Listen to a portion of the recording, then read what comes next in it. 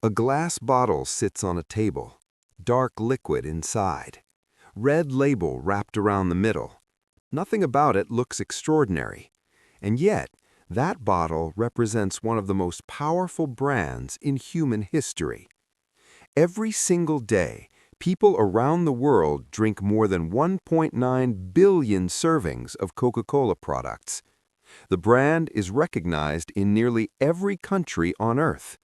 Its logo is understood in dozens of languages, and its marketing campaigns have shaped culture for more than a century.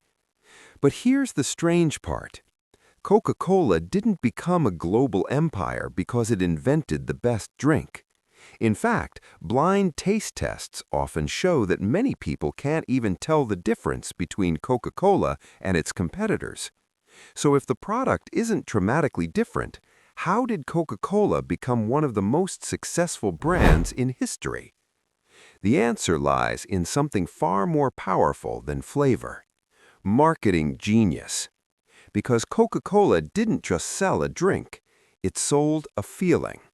And the story behind that strategy begins in a small pharmacy in Atlanta in the late 1800s. In 1886, a pharmacist named Dr. John Stith Pemberton was experimenting with medicinal tonics. At the time, soda fountains were popular gathering places where pharmacists mixed flavored syrups with carbonated water. Pemberton created a sweet caramel-colored syrup and mixed it with soda water. The result was refreshing, unique, and slightly addictive. But Pemberton didn't see it as a global beverage empire. He saw it as medicine. The drink was originally marketed as a remedy for headaches, fatigue, and stress. Early advertisements even claimed it could help with nervous disorders. And the name Coca-Cola came from two key ingredients in the formula: coca leaf extract and cola nut. But while Pemberton invented the drink, he wasn't the one who turned it into a cultural phenomenon. That role belonged to a man named Asa Candler. Candler was a businessman with a sharp instinct for marketing. When he acquired the rights to Coca-Cola in the late 1880s, he didn't just focus on selling soda. He focused on building a brand. And the very first thing he understood was something that modern marketers still study today: visibility creates trust. Candler flooded cities with Coca-Cola branding. He placed the logo on calendars, posters, signs, clocks, and storefront displays.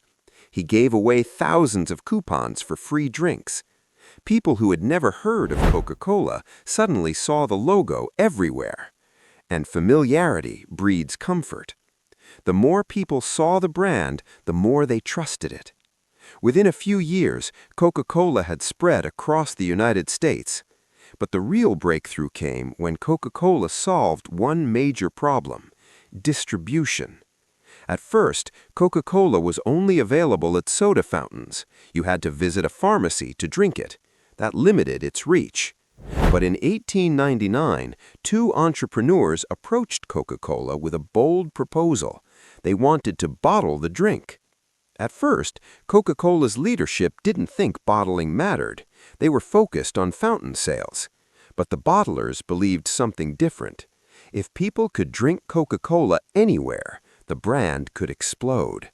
They secured bottling rights for just $1, and that decision changed everything. Now Coca-Cola could travel. Stores could stock it. Customers could take it home. The drink was no longer tied to soda fountains. It became portable, convenient, and suddenly Coca-Cola was everywhere. But with growth came competition. Other soda companies began copying Coca-Cola's formula and packaging. Imitations flooded the market. Consumers became confused.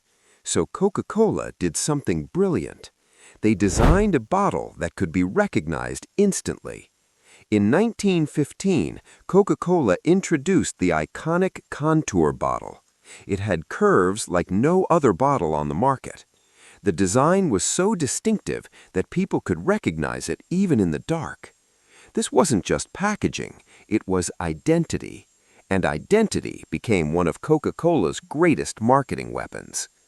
From that point forward, Coca-Cola didn't just advertise the drink, it advertised the experience. Because great marketing doesn't focus on the product, it focuses on emotion. Coca-Cola advertisements rarely talk about ingredients or nutrition. Instead, they show moments, friends laughing together, families celebrating holidays, people sharing happiness. The message is subtle but powerful. Coca-Cola equals joy. And that emotional positioning allowed the brand to transcend generations. But Coca-Cola's marketing genius didn't stop there. In the 1930s, the company made one of the most influential branding moves in advertising history. They helped redefine Santa Claus. Before Coca-Cola campaigns, Santa's appearance varied widely in illustrations. Sometimes he wore green, sometimes brown, sometimes he looked thin or mysterious. But Coca-Cola's advertising artists created a version of Santa that was warm, cheerful, and dressed in red. The image became iconic.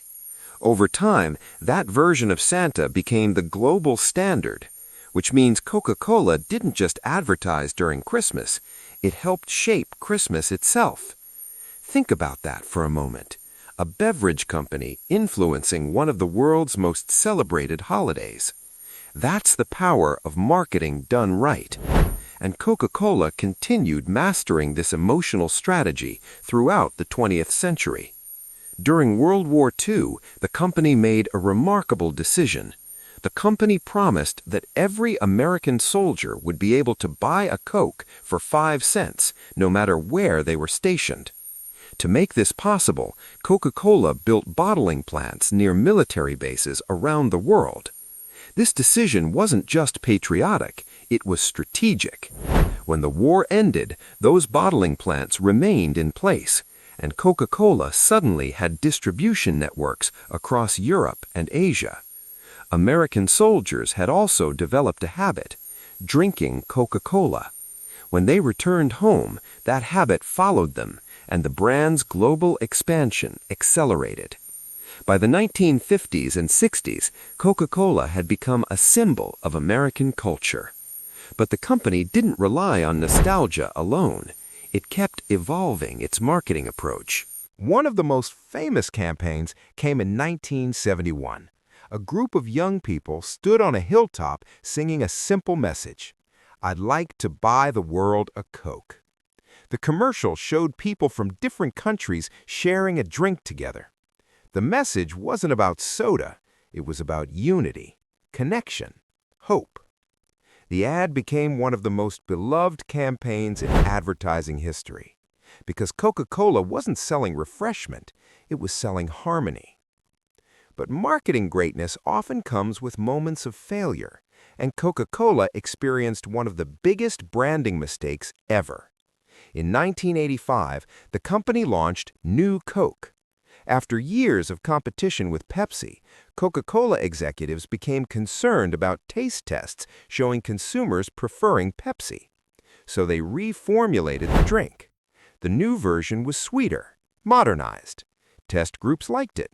But something unexpected happened when it launched. Customers revolted. People didn't just like Coca-Cola, they were emotionally attached to it. The original formula was part of their memories, their traditions, their identity. And when Coca-Cola tried to replace it, consumers felt betrayed. Phone lines flooded with complaints, protests appeared. People began hoarding the original Coke. The backlash was so intense that within months, Coca-Cola reversed the decision. The company brought back the original formula under the name Coca-Cola Classic. What could have been a disaster turned into an extraordinary marketing lesson. The mistake revealed just how powerful the brand had become. Customers weren't loyal to the taste, they were loyal to the meaning. And once Coca-Cola understood that, it doubled down on emotional branding. Advertisements focused on happiness, friendship, celebration, family moments. The product remained simple, but the brand's story became universal. And this strategy allowed Coca-Cola to dominate not just through advertising, but through presence. Walk into a stadium, a movie theater, an airport, a fast food restaurant. Chances are Coca-Cola is there. The company mastered distribution as much as it mastered marketing. Today, Coca-Cola operates one of the most powerful supply chains in the world. Its products are sold in more than 200 countries, and its portfolio includes hundreds of beverages. But despite all that expansion, the core message remains the same: open happiness. That phrase captures the essence of Coca-Cola's marketing philosophy. It doesn't describe a drink, it describes a moment. And moments are what people remember. Because great brands don't compete on features, they compete on feelings. And Coca-Cola understood that long before most companies even realized marketing could shape culture. It turned a pharmacy experiment into a global symbol. It created one of the most recognizable logos in history. It helped define holiday imagery. It connected generations through emotional storytelling. And it built a brand that has survived for more than a century. Today, billions of drinks are consumed every day across thousands of brands, but very few companies have achieved what Coca-Cola accomplished, not just selling a product, but embedding itself into everyday life. The next time you see that red label, or hear the sound of a bottle opening, or watch a holiday commercial filled with joy and music, remember that behind it lies one of the greatest marketing strategies ever created. Because Coca-Cola didn't just build a beverage company, it built a feeling. And in the world of branding, feelings are the most valuable product of all. This is the marketing genius behind Coca-Cola. And it's a reminder that sometimes the most powerful business strategy isn't about changing what you sell. It's about changing what people feel when they see it. And Coca-Cola mastered that better than almost anyone.